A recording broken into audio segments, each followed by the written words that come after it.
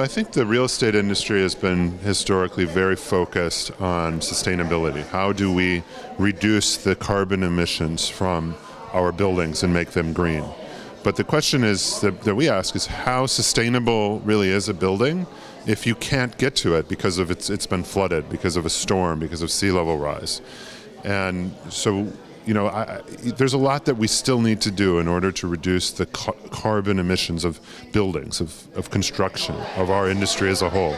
But even if we were able to go entirely carbon neutral today and no longer emit carbon, there's still a tremendous degree of warming that's just baked into the system that will happen because we've already emitted so much carbon. And so we have to adapt to the sea level rise, to the climate change, to the rising temperatures. That's already going to happen no matter how much more green we're able to make our buildings. I think one of the most important things when you're looking at a building, investing in a building or building a building, is how resilient is that location? How defensible is it from climate change? And that really comes in two parts. The first one is what is the city, the municipality, the government doing? And the other is what can you do in your design of the building to make it more resilient? So the first point, is the city building infrastructure that is going to be able to cope with a storm, cope with a flood, drain flood waters away, keep transportation communications flowing in the event of a major storm? The second question is, where's the critical infrastructure in your building?